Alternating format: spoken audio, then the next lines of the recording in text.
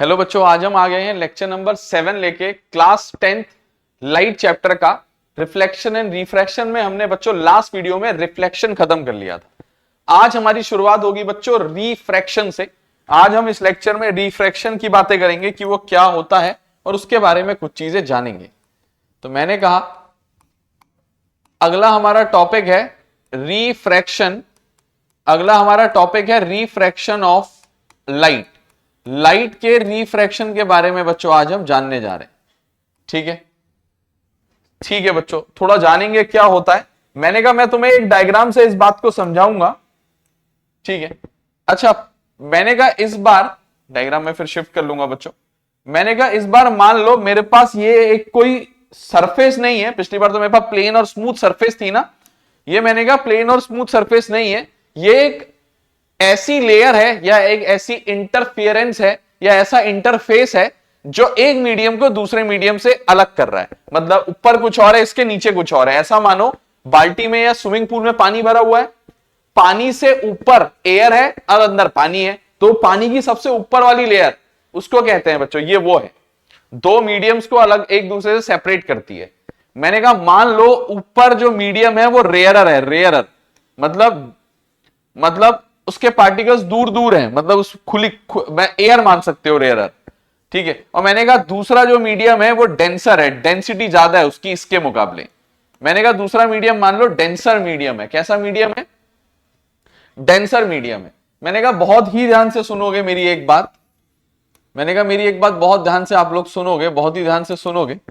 ठीक है, देखेंगे बच्चों। मैंने कहा एक लाइट रे आएगी, एक लाइट रे आएगी इधर से और यहां पे टकराएगी। मैंने कहा मान लो ये लाइट रे आई और इससे टकरा गई। जहां पे ये इसको टकराई है इस पॉइंट को ओ कह रहा हूं, पॉइंट ऑफ इंसिडेंस। क्या कह रहा हूं इस पॉइंट को? Point of incidence. रिफ्लेक्शन में भी यहीं पे एक पॉइंट को पॉइंट ऑफ इंसिडेंस माना था हमने। अच्छा, उसके बाद मैंने कहा ये जो लाइट रे आ रही है बच्चों ना, इसको कहते हैं इंसिडेंट रे। क्या कहते हैं इसको? इंसिडेंट। इसको कहते हैं बच्चों इंसिडेंट रे, इंसिडेंट रे। अच्छा, मैंने कहा ये एक पॉइंट ऑफ इंसिडेंस पे टकराई और टकराने के बाद रिफ्लेक्शन में तो यहां से बाउंस बैक कर जाती थी। मैंने कहा क्योंकि अब ये मिरर नहीं है, प्लेन या स्मूथ सरफेस नहीं है। मैंने कहा ये तो बस एक इंटरफियरेंस है जो एक मीडियम को दूसरे मीडियम से अलग कर रही है। मैंने कहा लाइट रे इसके अंदर पेनिट्रेट कर जाएगी, अंदर चली जाएगी। मैंने कहा लाइट रे अंदर चली जाएगी। बहुत ही ध्यान से सुनना। मैंने कहा वैसे तो लाइट रे को बिल्कुल सीधा जाना चाहिए था। ठीक है, मैंने कहा वैसे तो लाइट रे को बिल्कुल सीधा जाना चाहिए था। ठीक है, 2 मिनट दो मुझे। मैंने कहा वैसे तो इस लाइट रे को बिल्कुल यहां से इस तरीके से बिल्कुल नीचे को सीधा चले जाना चाहिए था। मैंने कहा लेकिन मैंने कहा क्योंकि ये मीडियम बदल रहा है तो लाइट रे की स्पीड भी बदल जाती है, जिसकी वजह से लाइट रे ना थोड़ी सी बेंड कर जाती है। अब वो मे बी नीचे को बेंड करेगी या ऊपर को बेंड करेगी, अभी मुझे कुछ नहीं पता, वो मैं क्लियर करता हूं। मैंने कहा जिस पॉइंट पे ये टकरा रहे हैं आपस में, उस पॉइंट पे एक नॉर्मल बना दो। याद है ना नॉर्मल? एक इमेजिनरी लाइन होती थी, जो ड्रॉ की जाती थी बच्चों eight the point of incidence, जो कि परपेंडिकुलर होती थी टू द प्लेन। तो वो इस प्लेन के परपेंडिकुलर होगी। क्लियर है? मैंने कहा वो इस प्लेन के परपेंडिकुलर होगी। चेक कर लो आप लोग के सामने। मैंने कहा इसके बाद मैं इसको नॉर्मल मार्क कर देता हूं। मैंने कहा मैंने कहा एन डैश, ये नॉर्मल हो गया मेरे लिए। क्या हो गया ये? मैंने कहा ये हो गया नॉर्मल एक इमेजिनरी लाइन या एक्सिस होती है drawn perpendicular to the plane at the point of incidence, मैंने कहा ये ओ क्या है तुम्हें पता चल चुका है। ओ क्या है? मैंने कहा पॉइंट ऑफ इंसिडेंस है ये है पॉइंट ऑफ इंसिडेंस। क्या है ये? मैंने कहा ये है पॉइंट ऑफ इंसिडेंस। मैंने कहा ये है पॉइंट ऑफ इंसिडेंस। मैंने कहा एक्चुअली में लाइट को जाना तो ऐसे चाहिए था, तो ये क्या है? मैंने कहा ये है ओरिजिनल पाथ, ऐसे जाना चाहिए था उसने। ओरिजिनल पाथ ऑफ लाइट रे या incident ray, original path of incident ray, सबसे बढ़िया इंसिडेंट रे, ओरिजिनल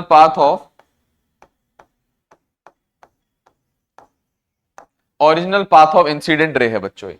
मैंने कहा क्योंकि ये डेंसर मीडियम है तो स्पीड ऑफ लाइट कम हो जाएगा, तो मैंने कहा ये लाइट रे अंदर को बेंड कर जाएगी, टुवर्ड्स द नॉर्मल। कहां को बेंड कर जाएगी? टुवर्ड्स द नॉर्मल बेंड कर जाएगी। तो मैंने कहा ये लाइट रे जैसे जा रही थी वैसे ना जाके मैंने कहा कुछ इस तरीके से नॉर्मल की तरफ को बेंड होके जाएगी। अब कुछ इस तरीके से नॉर्मल की तरफ को बेंड होके अब जाएगी बच्चों। ये क्लियर है? क्लियर है ना? चेक कर लो बच्चों, चेक कर लो। तो मैंने कहा ये इस तरीके से नॉर्मल की तरफ को बेंड होके जाएगी कुछ। इसको कहते हैं रिफ्रैक्टेड रे। क्या कहते हैं इसको? मैंने कहा इसको कहते हैं रिफ्रैक्टेड। मैंने कहा इसको कहते हैं रिफ्रैक्टेड रे। ठीक है, मैंने कहा इसको कहते हैं रिफ्रैक्टेड रे। कुछ इस तरीके से ये जाती है। बात क्लियर है सारे स्टूडेंट्स को? पक्का कंफर्म क्लियर है ना स्टूडेंट्स? अब मेरी बात सुनोगे आप लोग। मैंने कहा ये तो मेरा रिफ्रैक्शन हो गया, मेरे को इसमें कुछ चीजें मार्क करनी है। मैंने कहा मुझे इसमें कुछ चीजें मार्क करनी है। एक तो नॉर्मल और इंसिडेंट रे के बीच में बनने वाला एंगल, एंगल ऑफ इंसिडेंस। एक नॉर्मल और रिफ्रैक्टेड रे के बीच में बनने वाला एंगल, एंगल ऑफ रिफ्रैक्शन। ठीक है, यहां पे angle I angle of incidence है, angle R angle of refraction है। ठीक है, ये मेरा रिफ्रैक्शन के बारे में कुछ छोटी छोटी चीजें थी जो मैंने आप लोगों के लिए लिख दी हैं और जिसको मैं साइड कर देता हूं बच्चों, साइड कर देता हूं। आप लोग, हम इसको डेफिनेशन इसकी लिखने जा रहे हैं। ठीक है ना, हम इसकी डेफिनेशन लिखने जा रहे हैं, ये क्या होता है करके। ठीक है, फिर इसके बारे में हम लोग बात करेंगे। ठीक है ना, और ज्यादा बात करेंगे। मैंने कहा refraction is defined as the phenomena. मैंने कहा refraction is defined as the phenomena. Refraction is defined as the phenomena.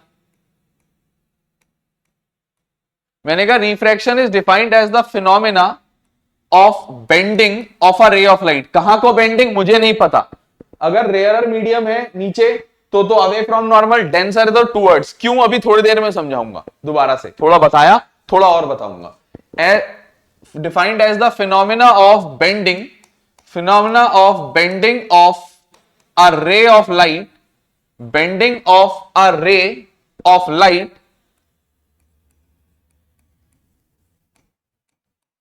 मैंने कहा refraction is defined as the phenomena of bending of a ray of light when it travels from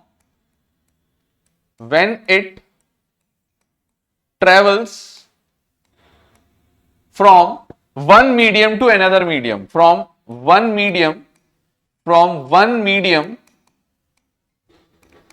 to another medium. इसको कहते हैं बच्चों bending of light को refraction. One medium to another medium. ठीक है बच्चों, from one medium to another medium, ये है हमारा बच्चों क्या? रिफ्रैक्शन का डेफिनेशन। ठीक है, अच्छा मैंने कहा there are two laws of refraction. There are, इसके भी दो लॉज होते हैं। मैंने कहा देयर आर टू लॉज। मैंने कहा there are two laws of refraction. मैंने कहा रिफ्रैक्शन के कितने लॉज होते हैं बच्चों? मैंने कहा रिफ्रैक्शन के दो लॉज होते हैं। दो, कितने लॉज होते हैं? दो लॉज होते हैं। मैंने कहा लॉ नंबर 1। मैंने कहा law number 1।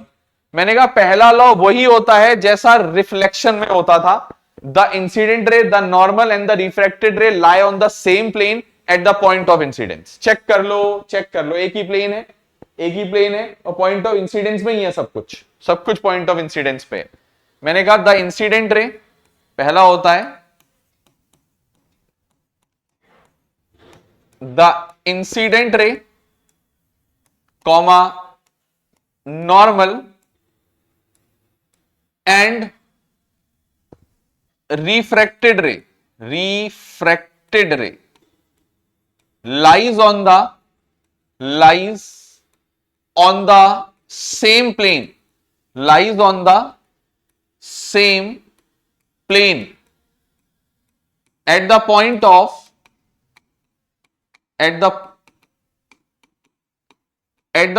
of incidence, at the point of incidence. ठीक है, चेक कर लो, चेक कर लो, चेक कर लो बच्चों। सेकंड, मैंने कहा सेकंड कुछ नया आता है, सेकंड थोड़ा सा नई चीज है, मैथ में पढ़ा था साइन थीटा। साइन थीटा ये ऐसा कहते हैं जो sine of angle of incidence to the sine of angle of refraction, मतलब साइन आई अपॉन साइन आर करो।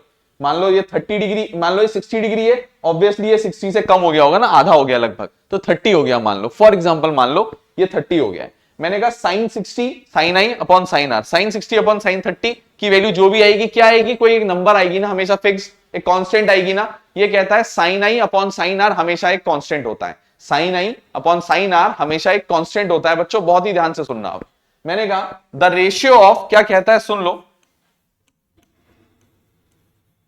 मैंने कहा the ratio of sine of, the ratio of sine of, SINE की full form, SIN sine theta की full form SINE ही होती है। मैंने एक ट्रिग्नोमेट्री का लेक्चर भी बना रखा है बच्चों, किसी को ट्रिग्नोमेट्री में थोड़ी दिक्कत होती है तो मैंने ट्रिग्नोमेट्री के कुछ 2-3 लेक्चर्स डाल दिए हैं, मतलब लगभग उसकी पहली दो एक्सरसाइजेस कर दी हैं, एक थर्ड एक्सरसाइज की वीडियो और मैं जल्द 1-2 दिन में डाल दूंगा। तो बच्चों ट्रिग्नोमेट्री भी देखो, बहुत काम की चीज होती है क्लास 10th में। चले बच्चों, मैंने कहा the ratio of sine of angle of incidence, sine of angle of incidence, sine of angle of incidence जिसको कहते हैं sine i, the ratio of sine of angle of incidence sine i to the sine of angle of refraction, to the sine of angle of, sine of angle of refraction,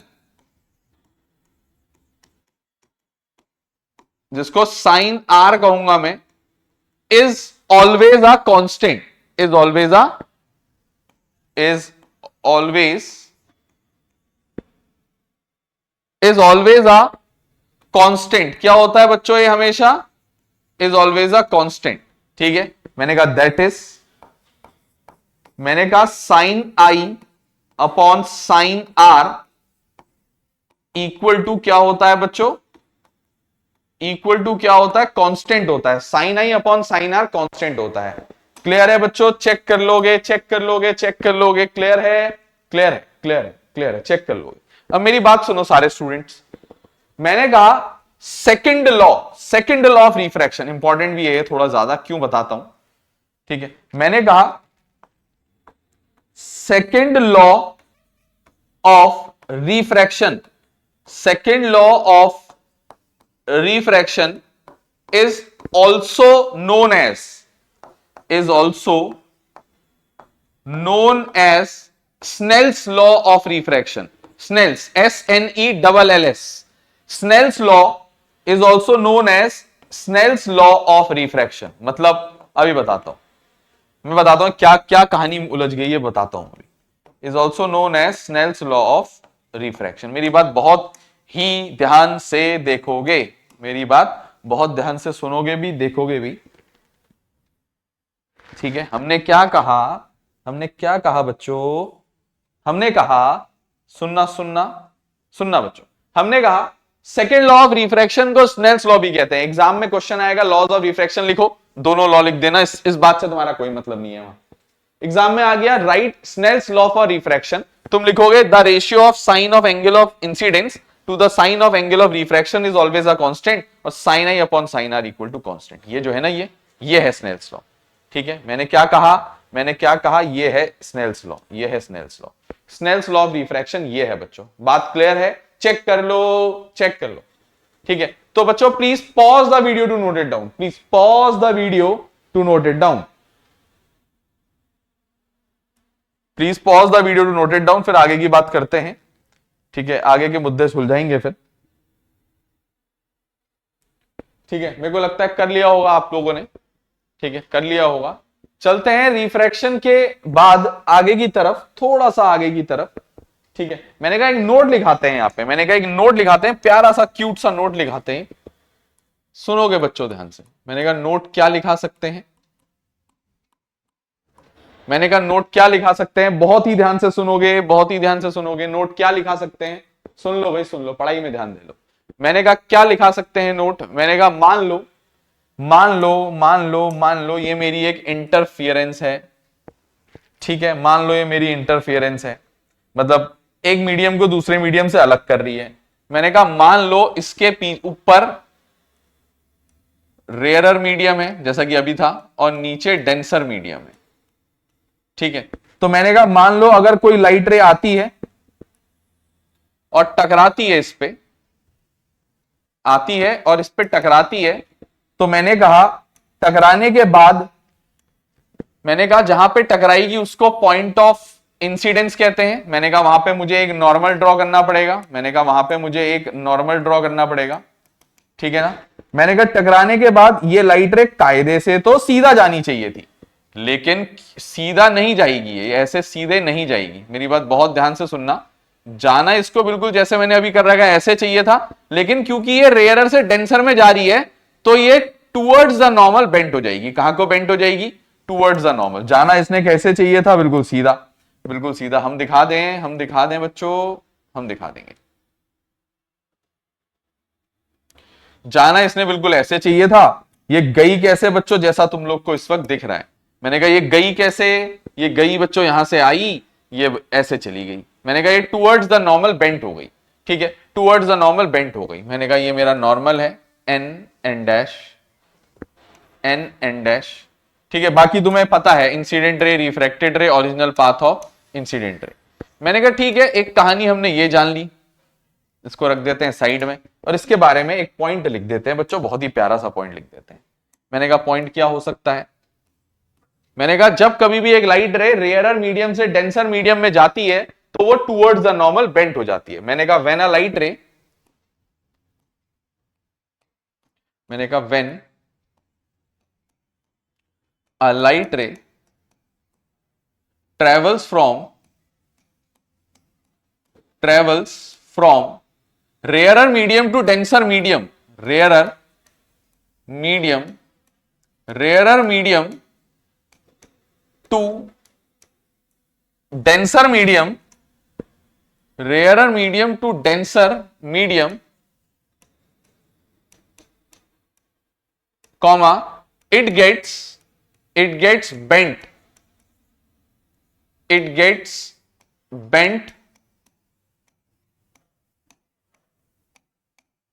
towards the normal, it gets bent towards the normal, normal की तरफ को बच्चों वो bent हो जाती है, कुछ इस तरीके से जैसा आपको दिख रही है। मैंने कहा अच्छा जी ये तो ठीक है। मैंने कहा अगर उल्टा हुआ तो? मैंने कहा अगर ऐसा जैसा तुम कह रहे हो ऐसा नहीं हुआ तो कैसा होगा? मैंने कहा तो कैसा होगा? मैंने कहा चेक कर लेते हैं कैसा होगा। मैंने कहा ऐसा भी तो हो सकता है। मैंने कहा ऐसा भी तो हो सकता है ना, ऐसा भी तो हो सकता है ना। मैंने कहा दूसरा पॉइंट, मैंने कहा ऐसा भी तो हो सकता है ना।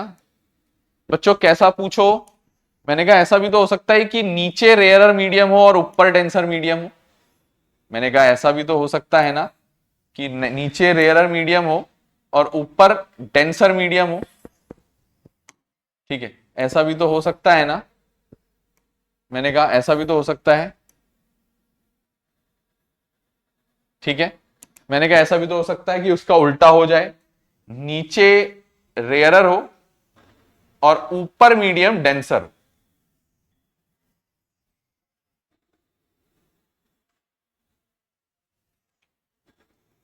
ठीक है,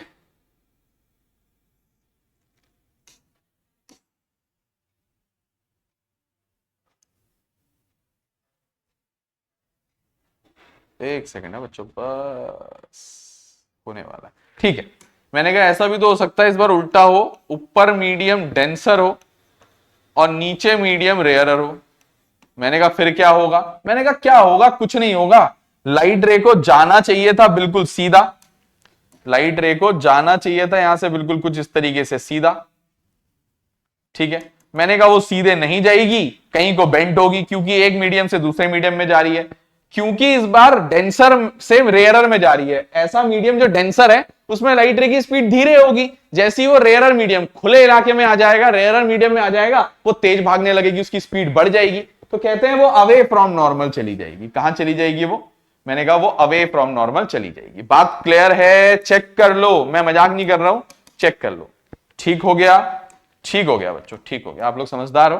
तो ये लाइट रे यहां पे टकरा के यहां को आ गई, ये ओरिजिनल पाथ नॉर्मल, ये है रिफ्रैक्टेड रे, ठीक है।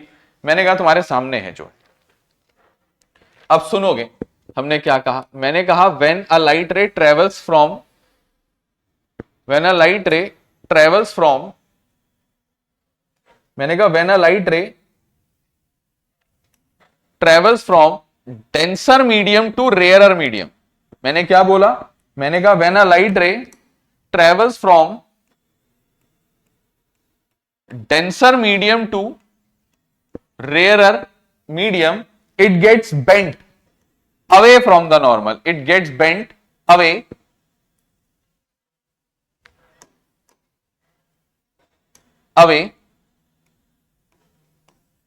it gets bent away from the normal, it gets bent away from the normal, from it gets bent away from the normal। Check कर लो बच्चों, चेक कर लो, साफ है आप लोग के आगे, ठीक है। एक और चीज मार्क कर देता हूं, चलो। मैंने कहा इसको कहते हैं इंसिडेंट रे, मैंने कहा इसको कहते हैं रिफ्रैक्टेड रे, और इस केस में, इस केस में, इस केस में, इस वाले केस में, इस वाले केस में, इस वाले केस में, मैंने कहा इस वाले केस में जो आई की वैल्यू है वो बड़ी होगी आर की वैल्यू से। सही कह रहा हूं मैं? मैंने कहा हेयर, लिख दूं here angle i is greater than angle r. कैसे? क्योंकि ये एंगल ये है, अब जब ये अंदर गया तो बच्चों है तो सीधे जाता तो आई और आर बराबर हो जाते हैं, वर्टिकली अपोजिट एंगल, नहीं तो ये तो अंदर को शिफ्ट हो गया, एंगल छोटा हो गया। बात क्लियर है? चेक कर लो, ठीक है। अच्छा यहां पे मैंने कहा ये एंगल आई है, मैंने कहा ये एंगल आर है, यहां तक होता तो इक्वल हो जाता, ये तो और बढ़ गया, तो मैंने कहा हेयर एंगल आई जो है वो छोटा है एंगल आर से, यहां पे एंगल आर बड़ा है, ठीक है। मैंने कहा एक और चीज पॉसिबल है, एक और केस पॉसिबल है, एक और स्थिति हो सकती है। मैंने कहा एक नोट और लिखना पड़ेगा, एक और नोट लिखना पड़ेगा। मैंने कहा इफ बाय चांस, मैंने कहा इफ बाय चांस, सुनना, चलो इसकी जरूरत नहीं है वैसे, चलो कर ही देते ना, मैं डायग्राम झट से बना देता, ठीक है। मैंने कहा मेरी बला से इस बार ऊपर कोई मीडियम हो, नीचे कोई मीडियम हो, मतलब इस बार मुझे डेंसिटी का अंदाजा ना भी हो। क्या बोला मैंने बच्चों, क्या बोला मैंने कहा मुझे नहीं पता, मैंने कहा मुझे नहीं पता ऊपर कौन सा मीडियम है, रेयर है कि डेंसर है, मुझे बस इतना पता है कि ऊपर मीडियम 1 है और नीचे मीडियम 2 है, बस मुझे इतना पता है। कौन डेंसर कौन रेयरर मेरी बला से उल्टा हो सीधा हो, ऊपर रेयरर नीचे डेंसर ऊपर रेयरर, मुझे कोई फर्क नहीं पड़ता। मैंने कहा अगर कोई लाइट रे आती है और किसी सरफेस पे नॉर्मली स्ट्राइक करती है, नॉर्मली स्ट्राइक करने का मतलब क्या होता है, 90 डिग्री पे स्ट्राइक करती है। If a light ray strikes normally, तो कहते हैं वो आती है, टकराती है, पॉइंट ऑफ इंसिडेंट इसी के ऊपर नॉर्मल है, बस दिखेगी नहीं क्योंकि नॉर्मल को कवर कर दिया इसने। मैंने कहा ये लाइट रे अनडिफ्लेक्टेडली बिना रिफ्रैक्ट हुए सीधे जाती रहती है।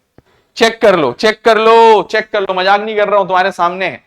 मैंने कहा लिख देता हूं फिर, मैंने कहा if a light ray strikes, मैंने कहा इफ अ लाइट रे, मैंने कहा if a light ray strikes normally, normally मतलब perpendicularly, strikes normally, normally bracket में लिख देता हूं परपेंडिकुलरली, परपेंडिकुलरली, ठीक है, ब्रैकेट में लिख देता हूं perpendicularly. If a light ray strikes normally या perpendicularly,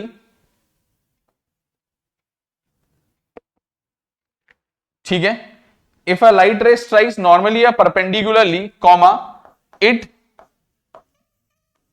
goes undeflectedly to the another medium, it goes undeflectedly to the another medium, to the another medium, बिना मुड़े हुड़े सीधे another medium में चली जाएगी बच्चों, जैसा कि as shown in the figure।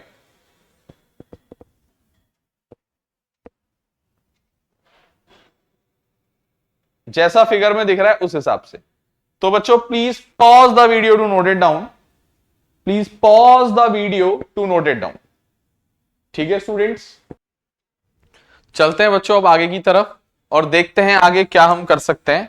मैंने कहा हम एक छोटा सा टॉपिक पढ़ ले रहे हैं और इधर पे मैंने कहा जिसका नाम है लेंसेस, और जान लेते हैं लेंसेस क्या होते हैं और कैसे दिखते हैं और उनके बारे में कुछ छोटी छोटी जानकारियां। ठीक है, बाकी तो लेंसेज एक बहुत बड़ा टॉपिक है जिसको हमने बहुत डिटेल में यहां पे पढ़ना है। मैंने कहा पहला टाइप ऑफ लेंस जो हमने यहां पे पढ़ना है बच्चों, सबसे पहले हमने पढ़ना है कॉन्वेक्स लेंस। अगर तुम्हें मिरर याद होगा बच्चों, तो हमने मिरर में ना सबसे पहले कॉनकेव मिरर पढ़ा था बच्चों, कॉनकेव मिरर, उसके बाद कॉन्वेक्स मिरर। हमने मिरर में ऑर्डर ये अपनाया था कि पहले कॉनकेव मिरर पढ़ा था, फिर उसके रूल्स, फिर उसके केसेस, फिर कॉन्वेक्स मिरर पढ़ा था, फिर उसके रूल्स, फिर उसके केसेस। यहां उल्टा कर रहे हैं, पहले कॉन्वेक्स लेंस पढ़ा रहे हैं। इसके पीछे कारण है बच्चों कि कॉनकेव लेंस का जैसा, कॉनकेव मिरर का जैसा कॉन्वेक्स लेंस होता है, उल्टा। वहां कॉनकेव मिरर में 6 केसेस होते थे, यहां कॉन्वेक्स लेंस में 6 केसेस होते हैं। उल्टा होता है बच्चों, बिल्कुल हर चीज उल्टी होती है लेंस में लगभग अप्रोक्सीमेटली। मैंने कहा कैसा दिखता है कॉन्वेक्स लेंस, मैंने कहा कॉन्वेक्स लेंस कुछ ऐसा दिखता है, इस टाइप के स्ट्रक्चर का होता है। ठीक है, मैंने कहा ये एक प्रिंसिपल एक्सिस होती है, मैंने कहा ऐसे करके एक प्रिंसिपल एक्सिस होती है हमारे लेंसेस के पास। हमारे लेंसेस के पास कुछ इस तरीके से प्रिंसिपल एक्सिस होती है, कुछ इस तरीके से। ठीक है, तो कहते हैं कि मान लो ये लेंस का बिल्कुल मिड पॉइंट है, सेंटर, इसको कहते हैं बच्चों ऑप्टिकल सेंटर। क्या कहते हैं इसको? कहते हैं बच्चों ऑप्टिकल सेंटर, ऑप्टिकल सेंटर। मैंने कहा इसको बुलाया जाता है, जैसा कि आप लोग को जानकारी है, मैंने कहा इसको बुलाया जाता है प्रिंसिपल, मैंने कहा इसको बुलाया जाता है प्रिंसिपल एक्सिस, प्रिंसिपल एक्सिस। ठीक है, प्रिंसिपल एक्सिस है ये। मैंने कहा इसमें फोकस होता है, एक फोकस यहां पे होता है लेफ्ट साइड जिसको F1 बुलाया जाता है, और एक फोकस यहां पे होता है राइट साइड जिसको F2 बुलाया जाता है। बच्चों अब ये क्या है मैं बताता हूं। जैसे मिरर में तो एक ही फोकस होता था ना, लेंस में बोथ साइड फोकस होते हैं बच्चों। एक को F1 ले लो, एक को F2 ले लो, या एक को F ले लो, एक को F डैश ले लो, या इसको अपने हिसाब से बच्चों देखो, हाँ कोई दिक्कत नहीं है।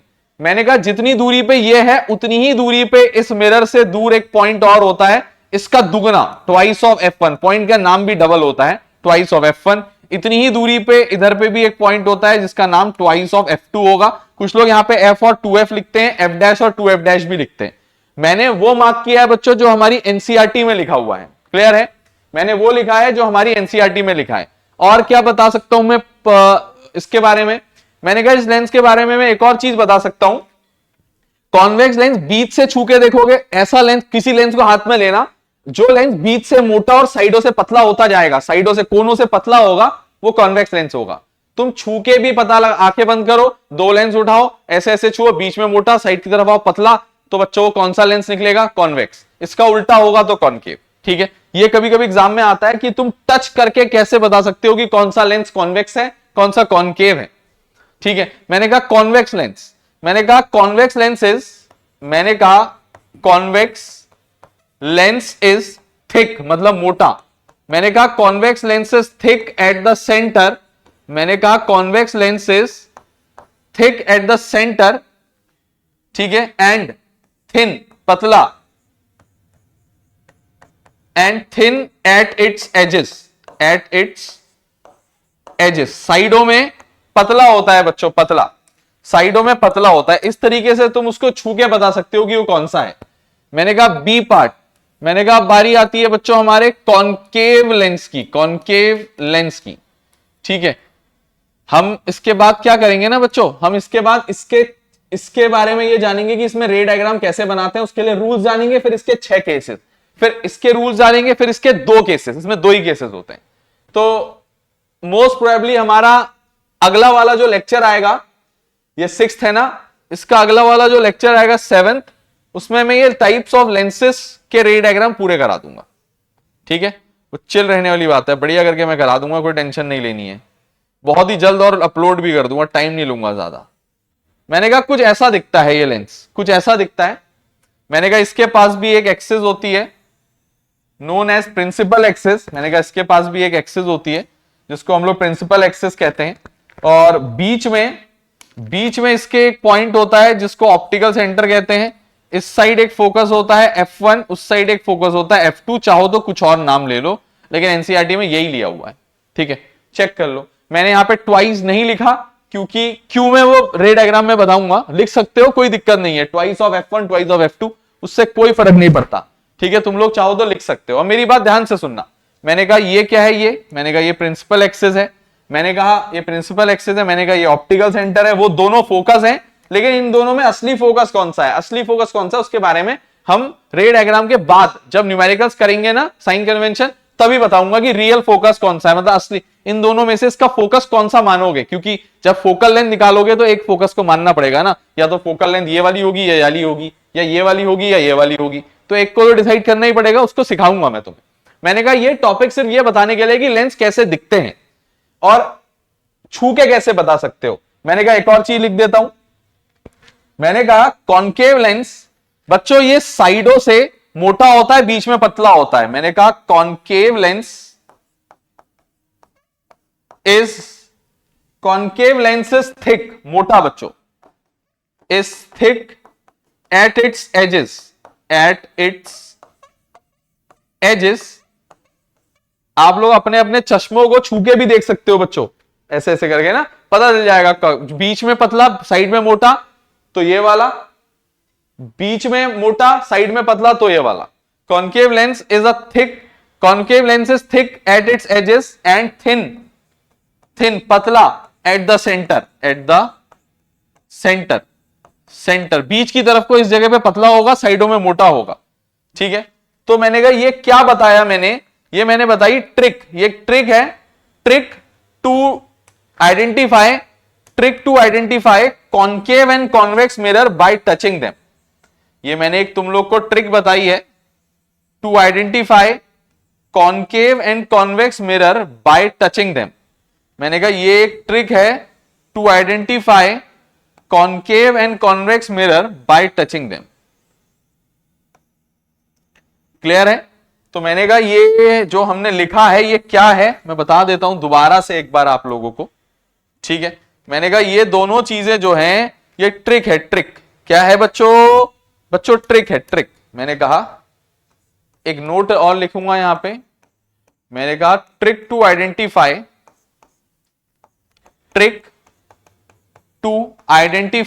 The type of lens, trick to identify the type of lens by touching them, छू के, by touching them, trick to identify, ठीक है, by touching them, आइडेंटिफाई करना छू के बच्चों, छू के, by touching them, ठीक है, बाय टचिंग देम। ये बच्चों मैंने तुम लोग के लिए नीचे दो ट्रिक्स लिखी हैं, ठीक है ना, तुम्हें दोनों ट्रिक्स आनी चाहिए, पता होना चाहिए। कभी कभी बच्चों इससे भी सवाल पूछ लिया जाता है। हमारा टारगेट एग्जाम में 80 में से 80 नंबर है, तो हमें कुछ नहीं छोड़ना है बच्चों। क्लियर है? चेक कर लो, तुम्हारे सामने लिखा है। तो बच्चों please pause the video to note it down, चलते हैं बच्चों। अब मेरी बात सुनोगे, पॉज करके नोट कर लिया होगा, स्क्रीनशॉट ले लिया होगा। मैंने कहा आज का लेक्चर हम यहीं पे समाप्त करते हैं, यहीं पे एंड करते हैं। अब हम मिलेंगे इसके बाद नेक्स्ट लेक्चर में, अगले लेक्चर में, लेक्चर नंबर 7 रहेगा, जो कि लेक्चर नंबर 7 रहेगा। उसमें हम क्या डिस्कस करेंगे बच्चों, इसका रूल्स, इसके रे डायग्राम्स, इसके रूल्स, इसके रे डायग्राम्स। हमारा अगले लेसन में यही टारगेट रहेगा।